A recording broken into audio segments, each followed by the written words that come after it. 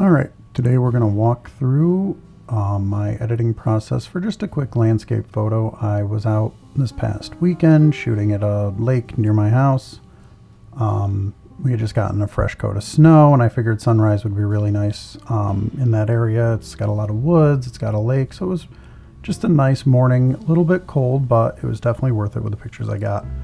So to start off, I shoot with a Canon EOS R, and today I was using my 35mm RF 1.8.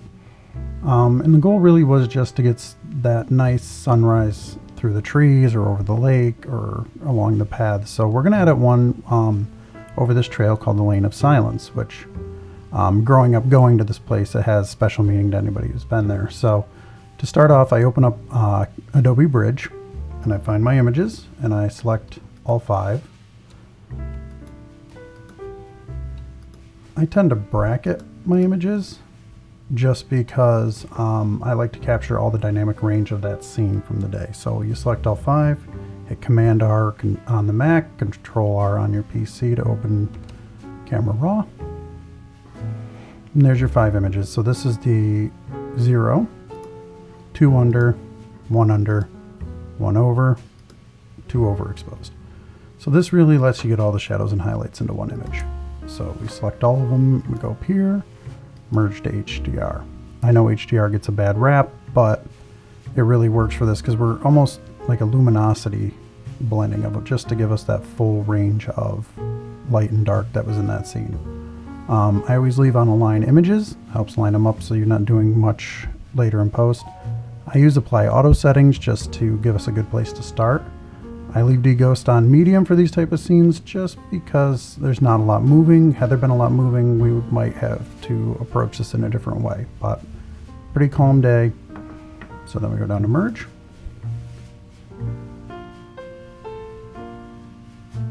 Then we save.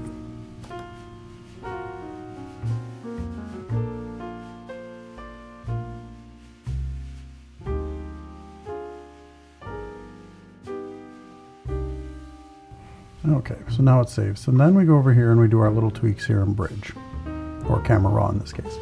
I like to turn my highlights down just a little bit more, give some more definition of that sunburst, which is what I was going for in this shot. I'm gonna leave my shadows up where they are. Sometimes I'll pull them up a little more, but there's not too much hidden in those shadows that I want to bring up. Use the clarity slider just to add some extra pop. Little dehaze, not too much, because if you go overboard you lose the shadows that you're trying to keep, and it tends to bring a little bit of a bluish tint into it as well, so I don't do that.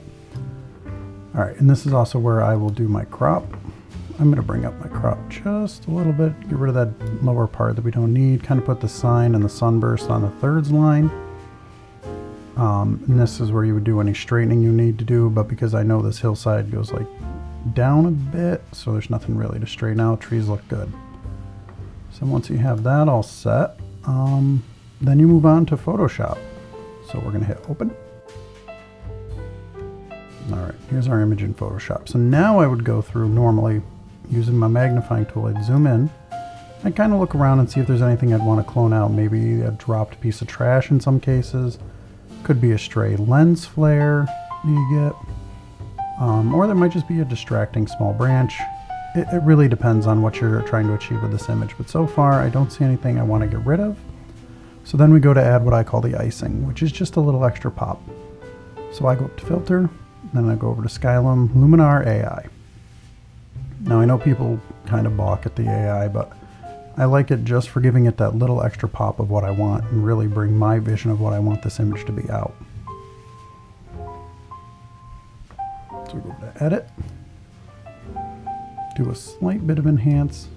It just gives it a little extra up in there. I'm not going to use the sky enhancer because there's no real sky there, but the sky enhancer in my experience hasn't done a lot. It tends to be like a dehaze almost, and just it's good when you use it sparingly.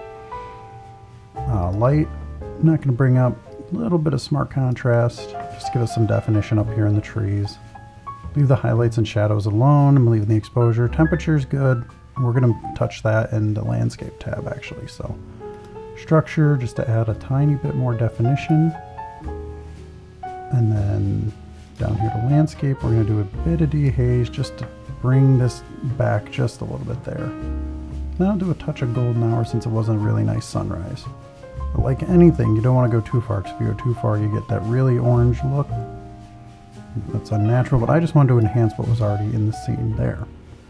For this image, I'm going to go down here to glow and apply the Orton effect, which you can do manually over a whole image, but in this image, I only want to put it on that sunburst to give it a little extra glow. So I'm going to bring it up, and if you see, if I do it to the whole image, it washes it out and it doesn't look good. But if I bring it up to where I want the sun to look, then I can click here, I can paint on just where I want this effect to show up in my image. So now the sun's got that nice glow, but the rest of the image is sharp and it's not soft. Click off of that, I'm all set, then I hit apply. All right, everything looks good. I'm gonna go back out to full screen, like my image, good. All right, so now we move on, I go File, Save Copy. And I'm saving this as a JPEG just so it's easier to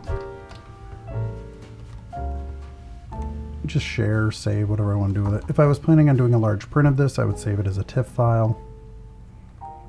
But I'm just going to save it as a JPEG, and I'm actually going to name this Trail since I have another one named Silence. All right, and then I save. And that's my basic workflow for working through one of these landscape images. If you have any questions, leave me a comment. I'd be glad to answer them. And thanks for watching.